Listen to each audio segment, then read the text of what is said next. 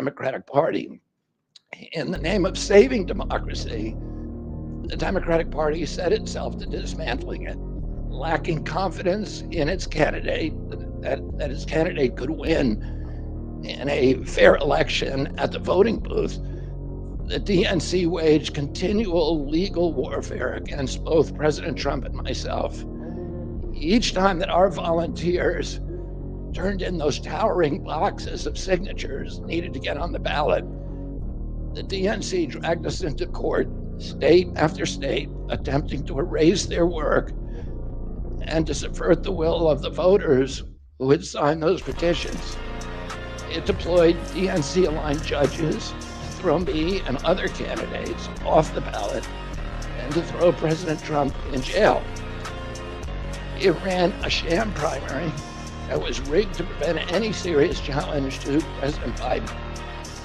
Then, when a predictably bungled debate performance precipitated the palace coup against President Biden, the same shadowy DNC operatives appointed his successor, also without an election.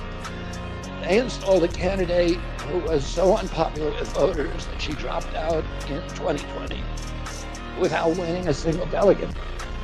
My uncle and my father both relished debate. They prided themselves on their capacity to go toe-to-toe with any opponent in the battle over ideas. They would be astonished to learn of a Democratic Party presidential nominee who, like Vice President Harris, has not appeared in a single interview or an unscripted encounter with voters for 35 days. This is profoundly undemocratic.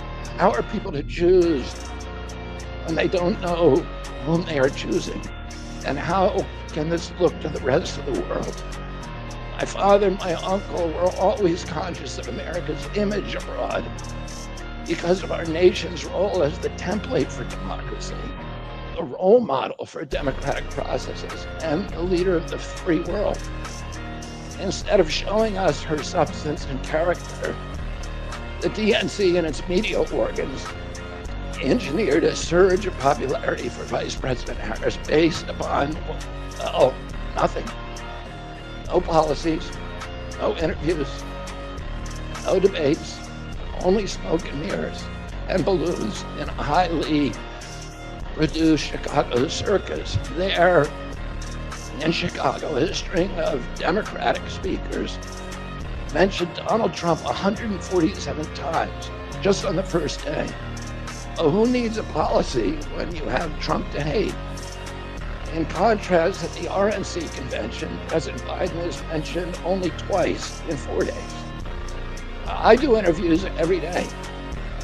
Many of you have interviewed me. Anybody who asks gets to interview me. Some days I do as many as 10. President Trump, who actually was nominated and won an election, also does interviews daily. How did the Democratic Party choose a candidate that has never done an interview or debate during the entire election cycle?